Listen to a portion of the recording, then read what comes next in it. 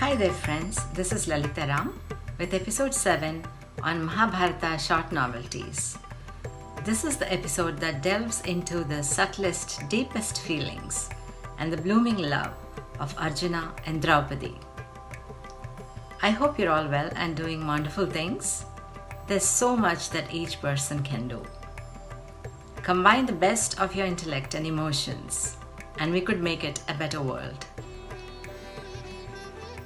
Until then, wear your masks, stand more than a few feet apart, wear gloves and wash your hands. This is repeated and we all know it, but not practiced fully. As you know, I'm focusing on the themes and characters in Mahabharata, and while doing so, chronologically, as much as possible.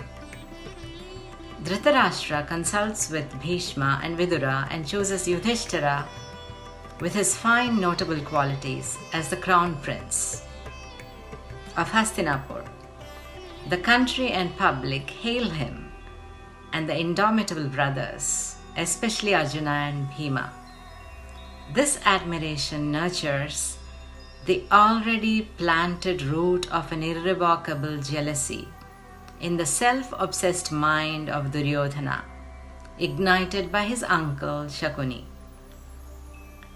The cunning uncle appoints his minister Kanika to teach a convoluted version of Rajaniti to the susceptible Duryodhana, who is persuaded that narcissism and a lack of empathy for others are the only ways. The Kauravas with their father hatch a plan to kill the Pandavas and send them to a palace made of lac or sealing wax in Varanavatam on the banks of Ganga. Vidura warns the Pandavas of the impropriety of the trip and of impending danger. Purochana, the cunning architect, plans to burn the Pandavas. They sense the danger through the smell of ghee and lac in their holiday home. They escape with the mother Kunti in the south. Bhima meets and marries Hidimbi, and their first son Ghatotkacha is born with a Kamarupam, or the ability to acquire various forms. Huge demon armies are born accompanying his birth. After Bhima conquers a couple of asuras, the Pandavas hear of Draupadi's Swayamvaram, or a ceremony conducted for a princess to choose her bridegroom. They are in their late teens, and energy and enthusiasm are sky high. They cross the lands of Vidarbha, Matsya, Trigarta, and reach the city of Kampilya in Panchala, ruled by Drupada. This king is the father of Drishtadimna, born to kill his father's arch enemy Drona, and of Draupadi, born to marry Arjuna, the greatest archer of all times.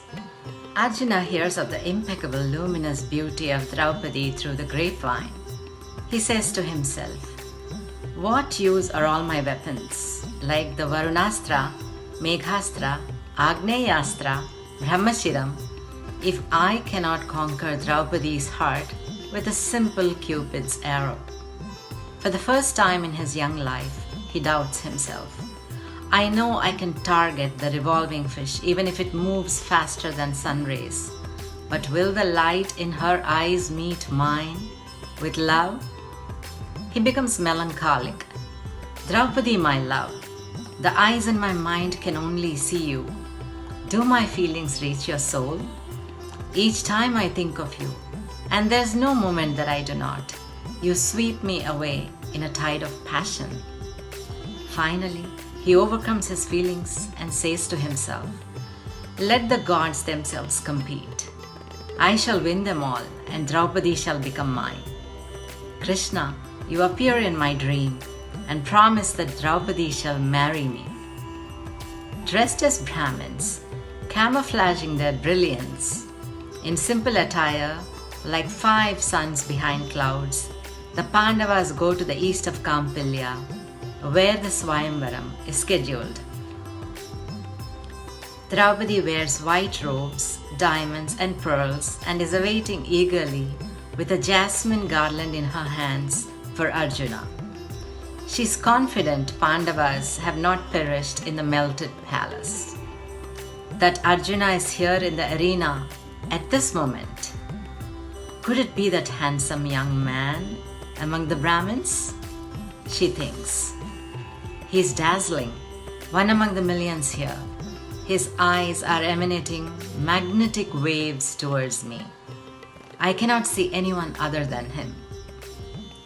Karna, Silya, and Sisupala try to lift the stately bow in vain. Arjuna hits the Matsya Yantra with lightning speed, and Krishna, sitting in the spectators, nods his head in delight. Draupadi garlands Arjuna and looks into his eyes, searching for answers. She whispers Arjuna as she looks at him, and he smiles, and there is her answer. Kauravas attack Arjuna, regardless of the divinity of the occasion and not knowing his identity. They are thrashed by him and Bhima. The Pandavas reach their humble home, and Arjuna tells his mother, "Amma, I have brought a gift." Kunti says, "Share the gift, my son, with your brothers." And Draupadi's fate is thus sealed as Panchali. Draupadi performs her duties to her mother-in-law even before a formal marriage and listens avidly to the brothers' conversations. They constantly talk of Dhanurveda, the science of archery, military strategies, army formations, celestial weapons and missiles, and invoking and calling them. Draupadi says to herself, "I have yearned for the intrepid Arjuna as a husband all my young life. He is my prince in shining armor that is supposed to carry me away into the palace of dreams." Draupadi wants to be his sole princess, and she wants no one else. She wants to be the crest of his love, the tensile strength in his bow, and the projectile velocity in his arrow. "O Arjuna, why are you bound by your mother's words? They are just mere words." She can so easily amend her statement, ponders Draupadi. She possesses the five senses. She experiences the five elements, and she meditates upon the five aspects of the absolute truth. She has not asked for 5 husbands. How can she do justice to all of them when only Arjuna has her true love? She agonizes. She looks at Yudhishthira and she realizes he stands for dharma. There is kindness in his eyes, a majestic tilt to his head as he speaks. And he speaks many languages, follows the path of justice and purity. Yet, does she sense a weakness in his eyes? Bhima, Vayuputra, who can lift mountains, is prone to anger, but he looks at her so beseechingly. He stands for strength and speed, and all that melts in her presence. There is Nakula, the most handsome of the 5, a brilliant swordsman. He is a master of equestrian sciences. He stands for beauty and energy. The young Sahadeva seems the wisest, an axe fighter that loves cows and cattle. They say he has the 6th sense and his wisdom itself. The 5 husbands are the 5 aspects of the absolute truth that is Draupadi. Goddess Lakshmi once prayed that she might become the wife of 5 men, each equivalent to an Indra. Draupadi thus is an heiress to this tapas of Lakshmi, thus fulfilling it. Draupadi, having no choice, convinces herself she is capable of marrying the 5 inimitable men and makes up her mind to govern the kingdom, streamline their army, take care of the huge teams of priests and followers of the Pandavas and earn their respect and love, and in essence assumes a tremendous responsibility. Dhritarashtra reluctantly invites Pandavas back and crowns Yudhishthira as the king and gives away half of his kingdom. Vishwakarma, the celestial architect, constructs a wondrous city with buildings made of gold and the precious 9 gems for the Pandavas and wife, and calls it Indraprastha. A significant thread emerges from the story of Panchali marrying the Pandavas. Polygamy in the case of men or polyandry in the case of women is a frequent occurrence in Mahabharata, as in the case of Shantanu, Vichitravirya, King Pandu, Kunti, Bhima, Arjuna and Draupadi, and many others. It is not considered a violation of social doctrine or civil law. Yet, when we read the epic, even in the times of Mahabharata, the epic itself finds ways to justify the strange marriage. Vyasa impregnated Ambika and Ambalika and blesses this marriage, citing the story of Indrasena and the daughter of the king of Kasi as examples. Yudhishthira notices that the 5 brothers are equally attracted to the lady and agrees readily to Vyasa's advice, thus negating animosity amongst the brothers.